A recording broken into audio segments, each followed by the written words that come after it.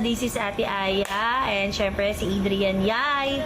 So, meron nga pala kaming update ngayon kay Eileen or sa Zylene. Actually, pinilit ko naman din siya na sana isama dito sa video na to para sa mga hindi nakakaalam, nakauwi na po si Eileen. Yes, nakauwi na po siya at katulad ng sinabi ko naman sa inyo, ang reason ng pag-alis niya based din sa kanya is gusto niyang magpahinga na muna. Yes, totoo po yung narinig nyo. Sa mga nagsasabi na scripted, sa mga nagsasabi na baka content lang, for the content lang, hindi po totoo yon dahil hindi kami mai-stress, hindi kami mag-aalala ng ganito kaalala kung hindi totoo yon at hindi kami mag-aaksaya ng kung anong-anong oras nakakaiyak sa puyat para sa kanya kung hindi totoo yon. At uulitin ko, si Eileen po ay nakauwi na. Gusto ko lang din i-explain sa inyo kung ano yung naging trabaho namin, especially si Eileen, kung bakit siya dumating sa point na napagod or na-drain.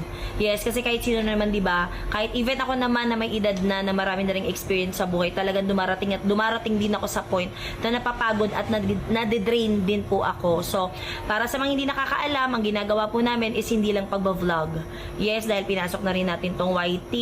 Nagba-vlog kami sa YT, gumagawa kami ng mga contents, especially si Eileen. Syempre marami kasing opportunity na lumapit sa kanya. So hindi talaga naiwasan, talagang everyday fully booked talaga siya. So siguro yun nga, well sinabi naman niya sa amin na talagang na-drain siya at hindi na rin kinaya niya. Kaya nagpahinga siya to the point na hindi na rin niya sinabi sa amin kasi kumbaga parang na naisip niya, gusto niya yung siya lang, gusto niya mapag-isa, which is sinabi ko naman din sa kanya na mali yun kasi sobrang nag-alala kami. So even kami naman din, ganun din naman yung na-experience namin. Pero syempre, unlike sa amin na mas may edad kay Eileen na kaya naming i-manage, pero siya kasi dumating sa point na hindi na niya alam kung paano. Kahit binigyan namin siya ng mag-handle sa kanya, ng mag-handle sa niya, sa mga schedule niya, dumating talaga siya sa point na hindi niya alam kung paano. Na-drain siya in short. Even si Saidi. Same din si Saidi, ganun din. By the way, si Saidi din pala is nakauwi na at nandun lang din pala siya sa family niya.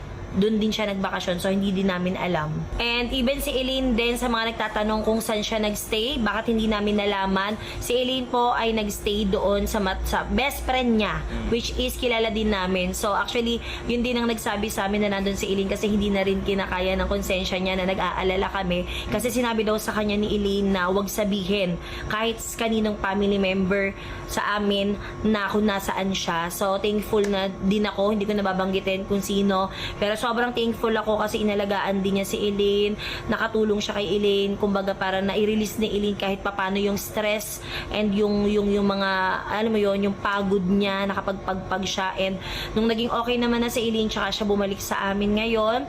Actually, pinipilit ko nga siya na isama dito sa sa pag-announce na nakauwi na siya, pero syempre, nakiusap siya sa akin na wag na kasi nga nagsabi siya sa amin na gusto na muna niyang magpahinga sa social media. Yes po, even si Saidi, ganun din po, gusto daw muna nilang magpahinga sa social media, sa lahat, even sa lahat ng social media platform, at nire-respeto namin yon. So sasabihin ko sa inyo, Zylene is signing off na po.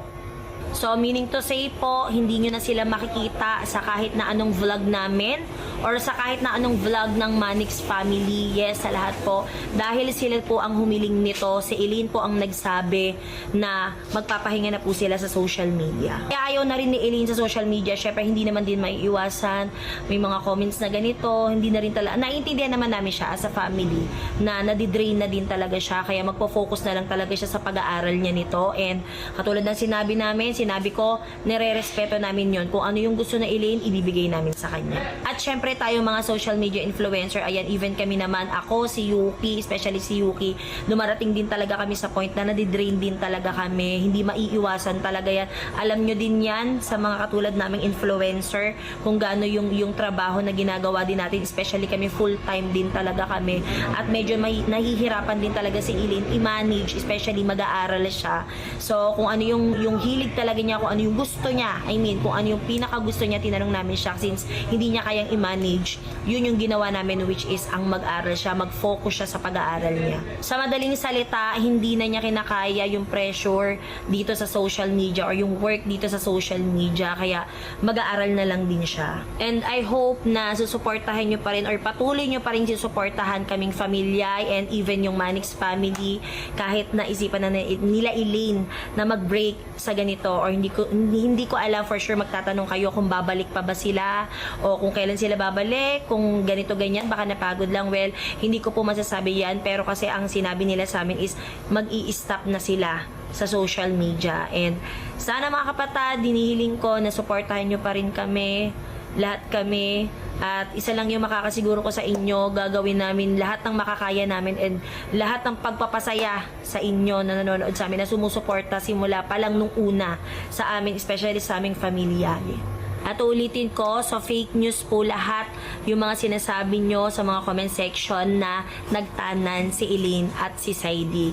Sila ay napagod lang at gusto na magpahinga sa social media dahil hindi nila kinaya yung pressure at yung laro kung anong meron tayo dito. Ulitin ko, wag na kayo mag-alala about kay Elaine at kay Zaidi or Zailin dahil okay na okay sila ngayon.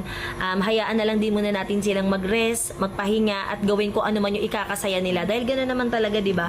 Lagi ko din sinasabi kay Elaine sa kapatid ko or sa kahit na sino mga kapatid ko, kung saan kayo masaya, yun yung gawin nyo. Kung saan kayo sa tingin nyo magiging okay, dun kayo. At yun yung gusto ni Elaine and nire-respect namin yun.